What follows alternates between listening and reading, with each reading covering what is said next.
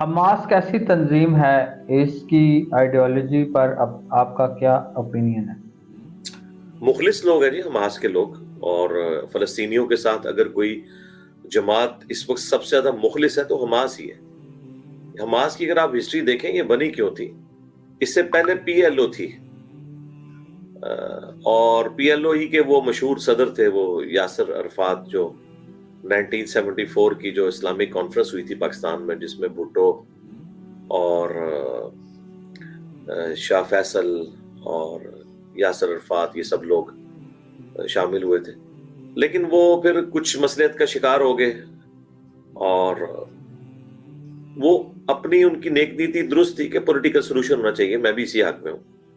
لیکن وہ یہودی ہر دفعہ دھوکہ دے جاتے تھے۔ پھر حماس انہی سے ہی الگ ہو کے علادہ سے تنظیم بنی، انہوں نے کہا کہ ہم پولیٹیکل سٹرگل بھی کریں گے اور ساتھ آرمڈ کنفلکٹ بھی ہونا چاہیے، اور اس طرح کا جو آرمڈ کنفلکٹ ہے وہ بالکل درست ہے۔ ظاہر ہے یہ فلسطینیوں کی زمین پہ قابض ہوئے ہیں، اس کو اسلام سے ہٹ کے بھی اگر دیکھا جائے تو اسی لیے آپ دیکھیں جو ممالک ایسے جن کا اسلام سے کوئی لینا دینا نہیں، نان مسلم ملک ہیں، وہ بھی سپورٹ کرتے ہیں کہ بھئی یہ فلسطینیوں کا ملک تھا، آپ نے یورپ سے اپنا سارا گند سمیٹا اپنے گناہوں کو دھونے کے لیے، جو ہولوکاسٹ میں یورپ میں یہودیوں کے ساتھ ہوا، تو وہ آپ نے یہودیوں کو اکاموڈیٹ کرنے کے لیے بجائے یہ کہ اپنی سرزمین میں کوئی جگہ دیتے، پکڑ کے فلسطین کے اوپر چڑھا دیا، تو یہ ظلم کیا۔ تو حماس کی ابھی بھی جو ایکٹیویٹی ہے، میں نے تو اس کے بارے میں تفصیلی ویڈیو ریکارڈ کروائی ہے کہ اگر آپ ایبسولوٹلی دیکھیں تو حماس نے بہت غلط حرکت کی ہے، لیکن اگر آپ اس سرکمسٹانسز میں دیکھیں تو مجھے بتائیں اس کے علاوہ ان کے پاس کوئی چارہ نہیں تھا، کیونکہ ان کا کہنا یہ کہ ہم تو روزانہ مر رہے ہیں، اور یہ اسی طریقے سے ہے کہ روزانہ 1.5 لاکھ بندہ 24 گھنٹے میں مرتا ہے نیچرل ڈیتھ، لیکن اگر کسی ایک جگہ 1.5 لاکھ بندہ مر جائے کسی ڈیزاسٹر کے اندر تو لوگ کہتے ہیں وہ پتہ نہیں کیا ہو گیا، بھئی اس سے پہلے کیا جنازے نہیں اٹھتے؟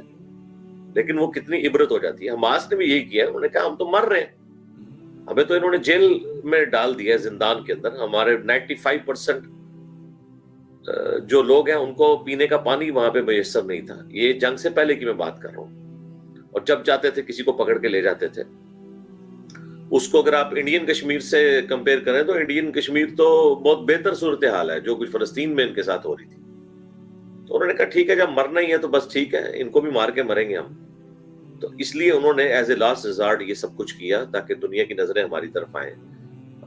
تو وہ ان کا اپنا پوائنٹ آف ویو اپنی جگہ بالکل درست ہے۔ جی نیکسٹ۔